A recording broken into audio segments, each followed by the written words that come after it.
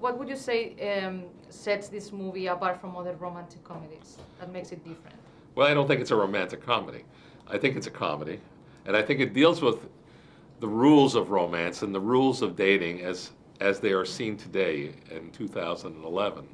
But it's not a romantic comedy in that, you know, boy fights for a girl, loses a girl, and gets her back. In fact, the woman is kind of strangely the stronger and more independent of the characters in the film. So was that concept, the fact that you were interested in the film, that the woman has kind of like the power? Well, it's not so much who has the power, although the story was more interesting, because we already expect that men want sex all the time and are not as worried about the consequences of it, that a woman should want it was kind of a fresher idea. That was one part of it, but it was really more of a kind of a feminist idea that, you know, a woman has the right to have bad sex as much as a man, or want it as much as a man does. Natalie Portman is also executive producer of this film, right? Can Yes. you explain a little bit what was her role in that, if she did?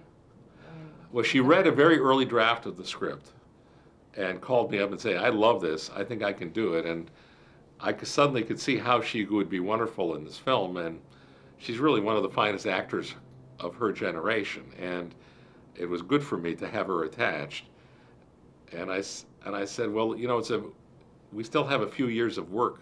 The script is not ready, you're shooting other movies, and I attached her as the actress, and I also said, you know, why don't you become an executive producer and help us finish the script and develop it. And she's very smart, and I think, and she's exactly the right age, as is my writer. I'm not.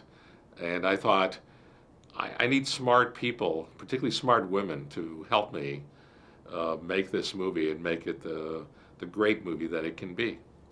Did she have any input choosing the other actors of the film, or? She said, you know, she suggested a few people that I auditioned. Okay. No, it's part of the process. I mean, I think I'm very proud of the sort of ensemble of actors that are in the film.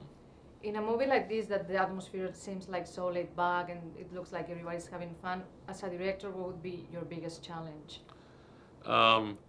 Is tone, you know, is maintaining the right level. Comedy is very difficult because it's so easy to lose the comedy in the playing. You know, even when you're fortunate enough to have a good script like we do, it's easy to, the more you repeat something that's funny, the humor seems to disappear.